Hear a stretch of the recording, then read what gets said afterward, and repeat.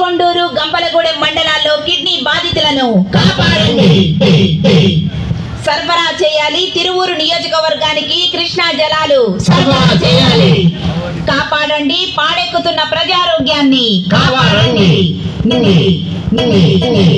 నివారించాలి. కొండపల్లి ఇబ్రహీంపట్నం ప్రాంతాలలో Vijayawada Lenin centre వరకు సిపిఐ ఎన్టీఆర్ జిల్లా కార్యదర్శి దోనెపూడి శంకర్ ఆధ్వర్యంలో జరిగే ప్రజారోగ్య పరిరక్షణ పాదయాత్రను జయప్రదం చేయండి.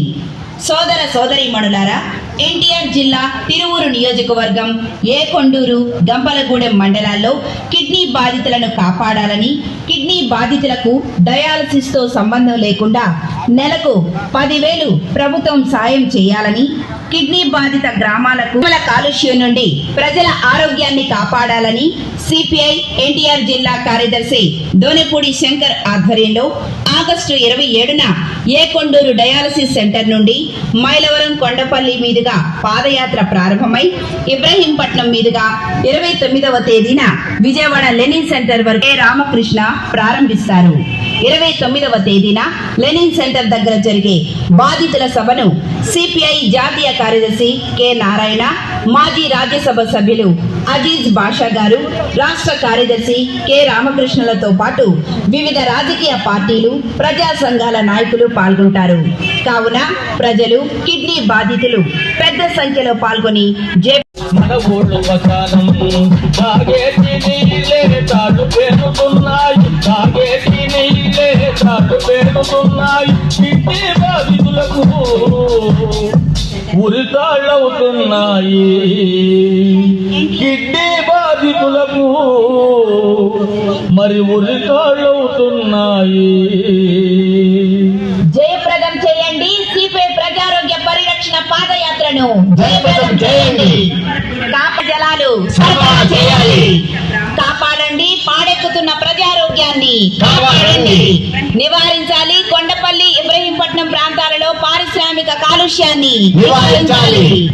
ఆగస్టు 27, 28, 29వ తేదీలలో కొండూరు సోదర సోదరీమణులారా, ఎన్టీఆర్ జిల్లా తిరువూరు నియోజకవర్గం కొండూరు గంపలగూడెం మండలాల్లో కిడ్నీ బాధితులను కాపాడాలని, కిడ్నీ బాధితులకు డయాలసిస్ తో సంబంధం లేకుండా నెలకు 10,000 ప్రభుత్వం సాయం, వారికి చెందాల్సిన డబ్బులు చెందకుండా పరిశ్రమల దగ్గర లక్షల రూపాయలు లంచాలు తీసుకొని ఆ సిఎస్ఆర్ ఫండ్స్ దోపిడీ చేయడానికి, వాటిల్లో వాటాలు పంచుకోవడానికి మీకు అధికారం ఇవ్వలేదు.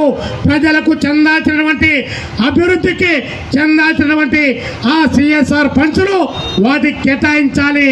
ఈ విషవాయు కాలుష్యం మూలంగా ప్రజల యొక్క ఆరోగ్యం దెబ్బతినకుండా ప్రత్యామ్నాయ పద్ధతిలో ఆ కాలుష్యాన్ని నివారించడానికి పొల్యూషన్ కంట్రోల్ బోర్డు తక్షణం చర్యలు తీసుకోవాలని చెప్పి భారత కమ్యూనిస్ట్ పార్టీ సిపిఐగా మేము డిమాండ్ చేస్తా ఉన్నాం.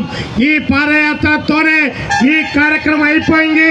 ఇంకా రేపు పొద్దున ఏమీ ఉండదనుకోవడానికి ఏమాత్రం కూడా ఆస్కారం లేకుండా మళ్ళీ ఊరు ఊరు, వాడ వాడ, పల్లె పల్లెలో మళ్ళీ ప్రజల దగ్గరికి వస్తాం. ఆ ప్రజలను కూడగడతాం, ప్రజలను ఐక్యం చేస్తాం.